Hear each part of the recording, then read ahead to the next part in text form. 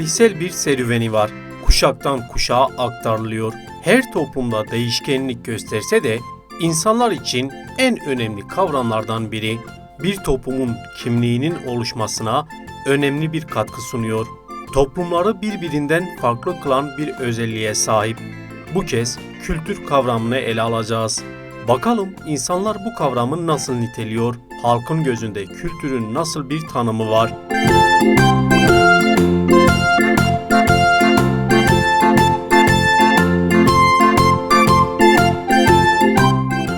Dindir, ideolojidir, hayattır, yaşam kaynağıdır. Bizleri böyle birbirimize ifade eden, bilen, kaynaştıran bir olgudur. Antik eserler olur, yani gelenek görenekler olur. Yani bu maddi manevi fark etmeyen, somut ya da soyut fark etmeyen her şey anlamında. Bence kültür insanın edepli olması demektir. Eğer bir insan içerisinde edep varsa o insanın içindeki güzellik, her şeyi oradan anlayabilirsin. Kültür bütün toprak bütünlüğü içerisinde edinilmiş davranışların bütünü olarak değerlendirilir bence. Kültür bana göre medeniyettir. Büyüklerinden gördüğümüz örf adetlerin tekrarıdır. Bence kültür, her toplumun bir kültürü vardır, bir örf adeti vardır. Kültür bir gelenektir. Kültür geçmişte insanlara, gelen nesillere kalan bir mirastır. Örf adettir, gelenektir. Büyüklerimize böyle öğrendik, böyle devam etmek istiyoruz. Medeniyettir, çocuklara veren bir terbiyedir. Odur. Kültür büyüklerin, ataların bize bıraktığı bir gelenektir yani. Gezmiş, görmüş, bilgili, tahsilli adamlara kültürlü derler. Bence kültür insanların ortak hoşlandıkları usuller, adetler, örf adetler. Eğitim ve terbiyedir. Bir toplumun tarihi. Örf, adet, anane. Kültür bir arada yaşamımızdır. Kültür bence saygı ve görgüdür. Kültür demek bir insanın kültürlü olması demektir. Bir şehrin örf adeti demektir.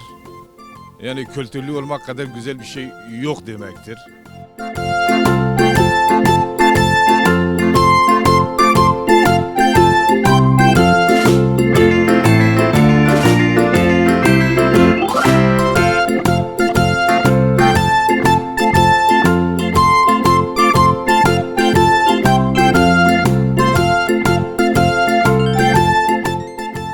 Kültür nedir sorusuna verilen cevaplar böyleydi.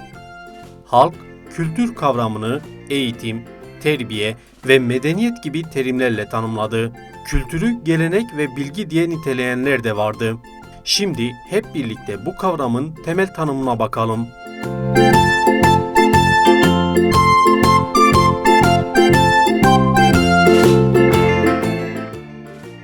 Kültür kavramı Latince kökenlidir. Bir toplumun tarihsel süreç içerisinde ürettiği ve kuşaktan kuşağa aktardığı her türlü maddi ve manevi özelliklerin bütününe kültür denir.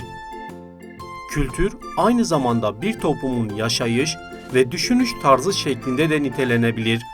Kültür özetle doğaya rağmen insanlığın milyonlarca yıllık bir oluşum sürecinde kendisinden doğaya kattığı her şeydir. Kültür kavramı maddi ve manevi olmak üzere iki öğeden oluşur. Örneğin binalar ve giysiler bir toplumun maddi kültürünü, inançlar, gelenekler ve düşünce biçimleri de bir toplumun manevi kültürünü gösterir.